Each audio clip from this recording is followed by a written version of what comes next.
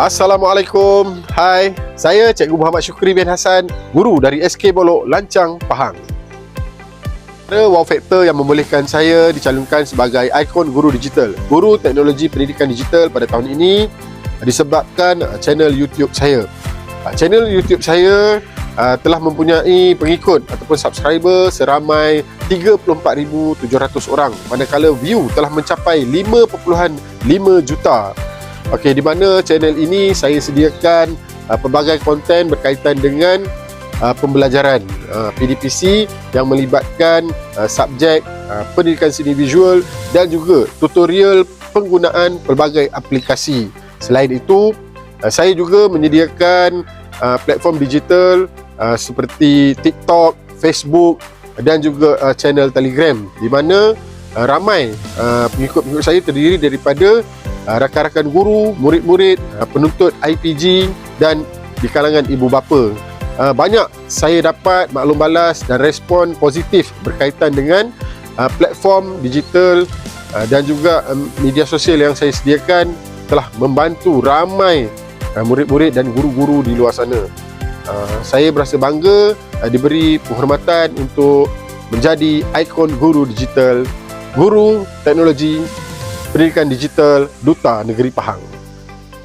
Menerusi pemupukan asas seni visual bagi Cikgu Syukri Hassan, guru dan ketua panitia PSV di Lancang, Pahang, mata pelajaran ini penting dalam memperkembang dan menggalakkan pemikiran kritis dan kreatif murid.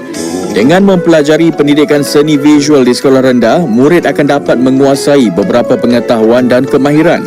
Cikgu Syukri yang mempunyai pengalaman mengajar subjek ini aktif menghasilkan karya video yang dimuat naik ke YouTube bagi tujuan pengajaran dan pembelajaran di rumah PDPR serta membantu guru-guru lain.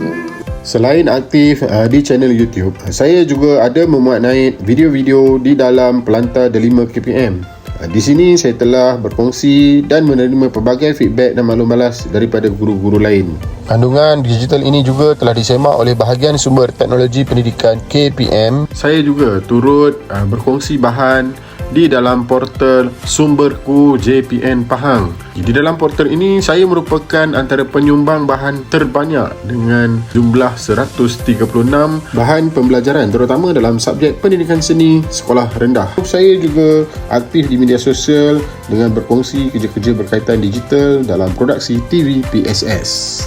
Saya juga telah menerima pendapat dan pandangan daripada rakan-rakan guru di sekolah dan pihak luar mengenai perkongsian digital saya. Assalamualaikum warahmatullahi wabarakatuh. Saya Cikgu Roshanzira binti Syarim, guru penolong kanan pentadbiran SK Bolok, di mana Cikgu Syukri ditempatkan.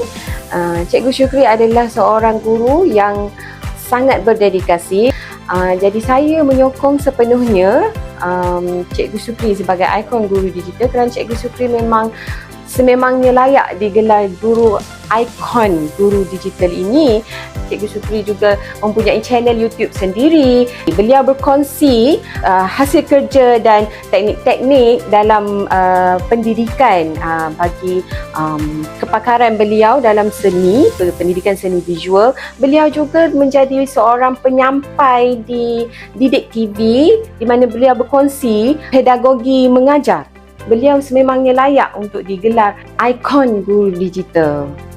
Beliau juga telah menghantar murid-murid untuk pertandingan seni peringkat daerah, peringkat negeri. Beliau juga telah menghantar murid-murid kita untuk peringkat kebangsaan, di mana beliau membawa murid-murid kita ke pesta buku antarabangsa. Jadi dengan ini saya berharap dan berdoa semoga Cikgu Syukri akan dinobatkan sebagai ikon guru digital. Assalamualaikum dan salam sejahtera. Saya Muhammad Hazmi Izzuan bin Ma'azri, merupakan seorang guru pelatih ataupun guru praktikum dari Institut Pendidikan Guru Teknik Tunku Afwan Auzan Kuala Lipis Pahang.